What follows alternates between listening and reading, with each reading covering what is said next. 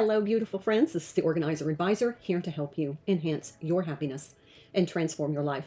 Welcome to a terrific Tuesday. Today is June the 2nd. We are already in June. The year is almost halfway over. Maybe a good time to reflect on some of those New Year's resolutions. If you followed my 30-day total life transformation, you already did them. But let's talk about today. It's time for the daily bloom. So grab your hydration beverage. Let's have a sip and a sit while I share an uplifting message to help us make the most of this beautiful day.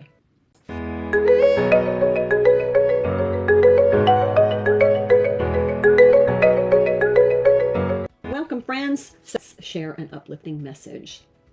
This is really an important message today because we're going to talk about quieting the mind. Now, I'm going to give you some strategies to quiet your mind, and I'm sure you already know what they're going to be, but I just want to share with you that a quiet mind is a creative mind. It's a really challenging task. It's really challenging to quiet the mind. If you saw the movie Eat, Love, and Pray with Julia Roberts, you saw her when she was attempting her first meditation, where that minute just seemed to drag and drag and drag. That's how it starts. But believe me, when you quiet your mind by whatever method you choose, it gets easier. And a quiet mind is a creative mind. It's not overpopulated with overtaxing thoughts, the to-do list, the what didn't I get done list, the oh, I need to remember, the overwhelming work responsibilities, family responsibilities, home responsibilities, social responsibilities, all of the things that we encompass into our daily lives and we use to build our life and create the life we love.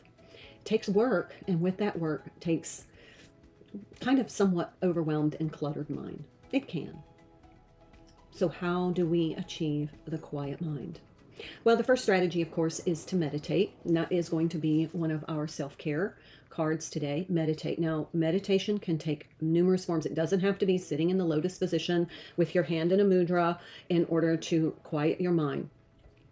But I will say it starts with the breath. Breath work is essential to get into a quiet mind because you need to shift from your sympathetic nervous system, which is your fight or flight, to your parasympathetic. Now, when you take a deep breath in, slowly exhale twice as long as the inhale breath.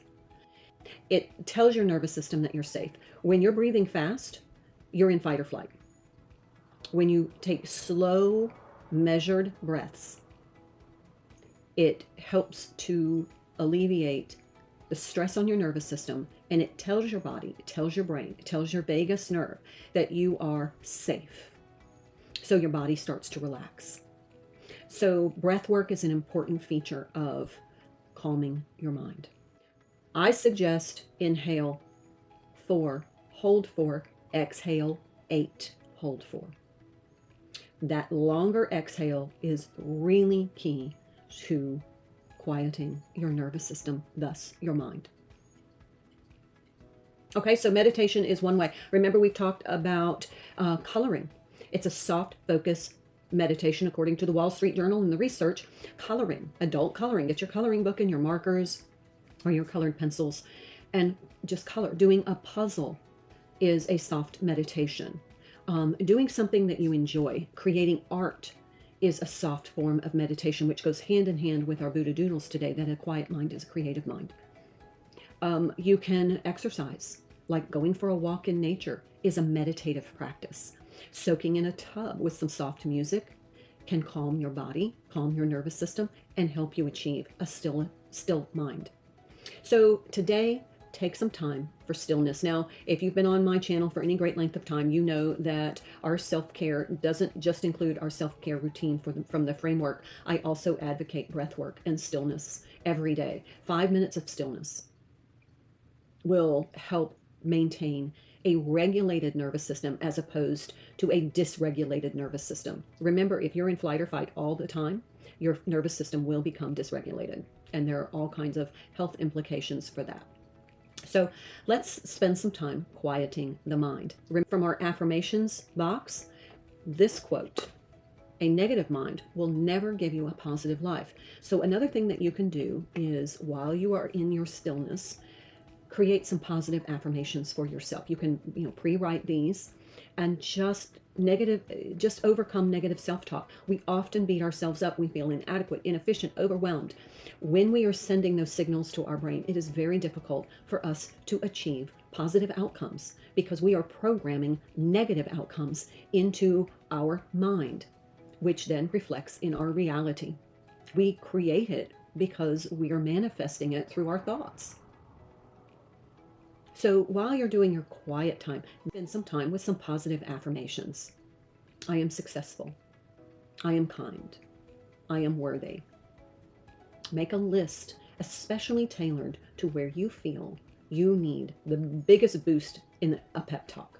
Now, another thing you can do is set a timer on your phone. I used to set a timer every 2 hours on my phone where I would stop, reflect over the conversations I've had those last 2 hours with myself, and then reprogram and spend some time with positive affirmations. I think that's going to have the biggest benefit, and your mind is especially receptive if it's in a quiet, calm, restful state, as opposed to fight or flight.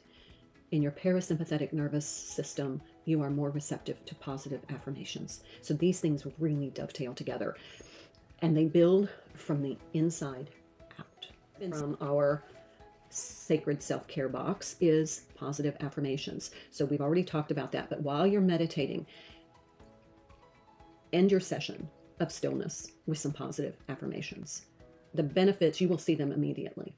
The benefits are enormous.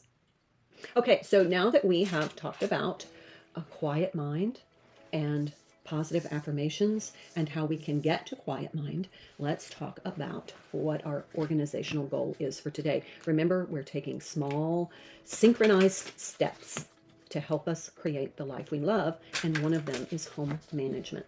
I'm going to do a video on how do you know if you have too much stuff, because it's relative. Minimalists don't like a lot of stuff. People like me who are collectors are a little bit more comfortable with more stuff. But I want to do a video on how do you know you have too much stuff, because there's some key indicators. So watch for that. Oh, organize to utilize luggage.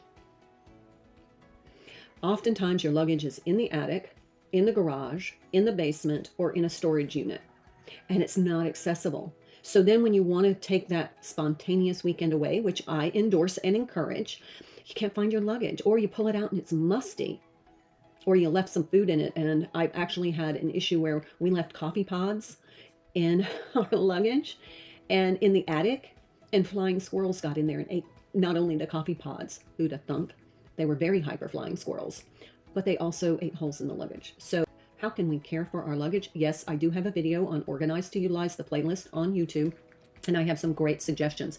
But here, many of us have invested a lot of money in our luggage, and we want this investment to pay off. We want to capitalize on all this money we invested. But a couple of things that you're going to notice in the tutorial video on how to take care of your luggage: zippers on your luggage, if they don't work, you're going to pull too hard and ruin the treads on those, and then it's very difficult to use your luggage. It gets stressful, especially if you're trying to get something in a hurry. I have some tips on how to maintain your zippers, as well as the wheels, so they roll nicely. So when you're in a hurry, running through the airport, those wheels are working and you're not literally dragging it.